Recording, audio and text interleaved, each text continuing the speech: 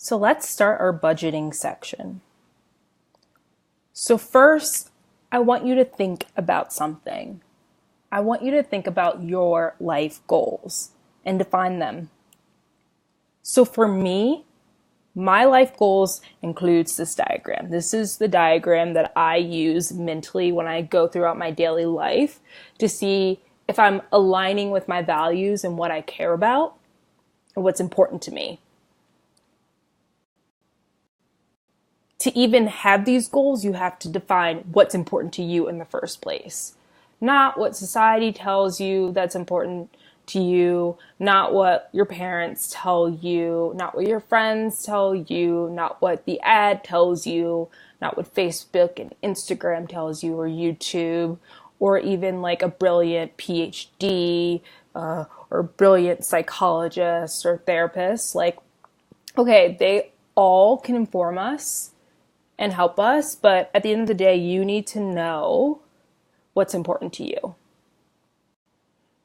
So we see here, let's start from the bottom to the top because that's how I like to think about my life goals. So first is nature for me. What I mean by nature is meditation and exercising and just kind of feeling like you're a part of the world. Like you're just another experience in the world. That there's a connection to even like the dirt. You know, it sounds very hippie-ish, but I think that there's something really grounding about that feeling. And I find that when I do exercise, when I do yoga, when I do meditation, I feel more grounded. Next is friends. We're social beings. Friends are amazing, especially quality, trustworthy friends. And cultivating friendships just makes us feel better. Service. So I think this is an interesting thing for me because especially being American, I feel like we can always think that like work is so important to our lives. Like work is just a fundamental pillar in our lives. And so before when I was thinking about my life goals, I just automatically thought, oh yeah, work is like the most important thing. One of the most important things in this diagram. It was included. And then I thought about it and I was like, I don't really actually care about work. Okay, work is important. Work makes society function, blah, blah, blah, blah, blah. But what I actually care about is service. Like, how am I actually helping other people? I'm going to feel a lot better and a lot more aligned with who I am as a person if what I'm doing on the daily is actually helpful. And that's partially why I started my blog and why I even did this course, because I thought to myself, yeah, there's an element of working. I have to like create the course. I have to work at it to some degree, but it's more about sharing and helping others. It's an element of service, and it's the reason why I do it. Next, I have family, like friends. Family is just kind of like important. We all have different types of families, but for me, cultivating my like immediate familial relationships, I guess, is just very important to me. Next is spouse. I do not have a spouse. I do not even have a partner. I have nothing. But I think for me, it is important to have a spouse in the future. And sometimes you have to even question that assumption. Like, oh, should I even have a spouse? Like, is it society telling me I should have a spouse? Like, do I actually want a spouse? Like, would it actually be cool to have a spouse? Like, really, like, actually, like, be with him for, like, 40 years? And you have to, like, I feel like sometimes you have to question those assumptions that you already have and see if that's actually something you want. And for me, it is. So I have that as a pillar.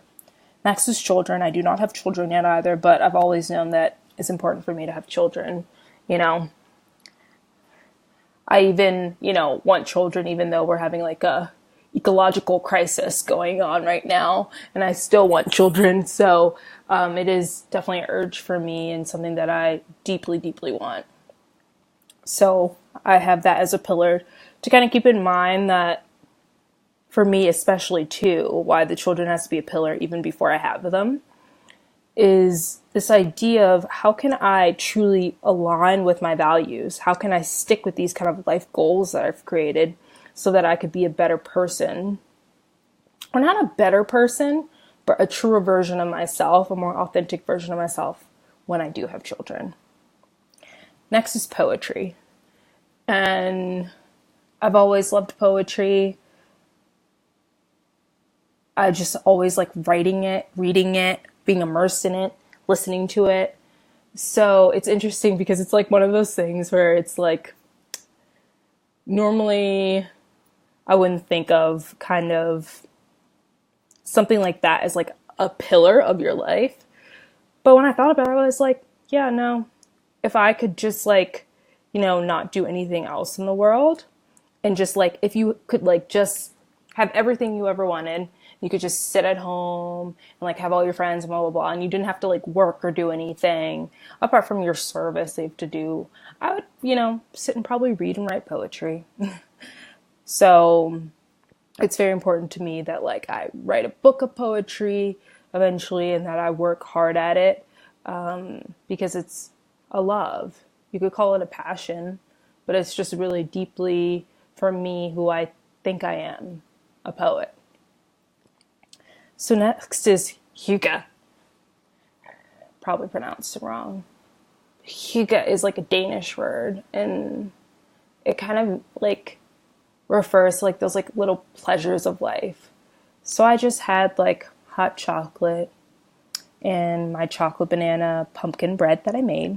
I guess it's chocolate pumpkin banana bread, that I made because it's fall. It's such a fall thing to have. And, just, yeah, is it the healthiest? No, but that is like the most pleasurable thing I did today. So just like seeking out little moments of joy, like even hygge for me could be like watching reality TV. Love reality TV. Yeah, I know. Reality TV and poetry, it doesn't seem like it should exist in the same person, but in fact it does. But having little things that you enjoy every day is important. Like I think that life wouldn't be as fun without those little pleasures. And last for me is the divine. And so whatever spirituality means to you, the divine for me too is kind of connected to nature in some senses. But I guess in some senses nature is grounding, whereas the divine is kind of lifting up, it's higher, right? So there's a sense of being, grounded, but also a sense of elevating yourself, right? I think it's important in some senses to just realize that each and every one of us have something like beautiful in us. And I think acknowledging that and trying to get closer to that is super important. And so you can kind of see even like with all these goals for me, it's kind of this sense of like this kind of outer ring that I want to address, and then kind of a middle ring, and then kind of a inner ring. So it's like the outer world, the middle world, which I guess is like your family, and then this inner world, this personal world that I want to cultivate, those little things that I want to cultivate within myself.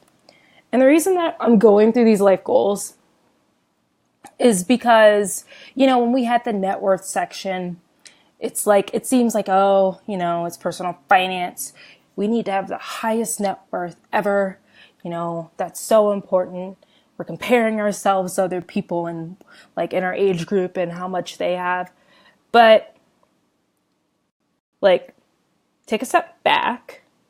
Yes, that's the personal finance perspective, but you want to inform your personal finance with your own like life goals, right? Your own intuition, your own alignment, your own values, your own truths. Because I can sit here and say like, okay, you should have $10 million by the time you're 65 in net worth.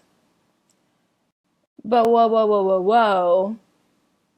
If you don't want to do that type of work to get there because it's not super valuable to you anyways, you want to obviously live a good life in the sense of like, we all want a baseline of having financial health and freedom. Just because, we need to eat. We need to have a roof over our heads. We need to have some form of clothing. Yeah, we can go to like Goodwill and stuff, but we do need some form of clothing. We need to pay for the light bill. We need to do our laundry, right? We need to transport ourselves. So there is a baseline of like, this is the reality of living, where you kind of like, and this is the reality of our system. So we have to work within the system we have.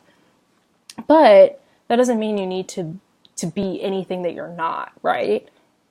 Figure out your life goals, and then that can make your financial goals so clear to you, because you can say, okay, I just want to make enough money so that I can live like a good life, I can take care of my kids, and there's no stress of money going on. And to do that, I really only need a net worth of $250,000, and that's totally appropriate. So that's why I say take this time to really look into yourself and understand where you are with your own self and your truths so that you can inform your financial truths.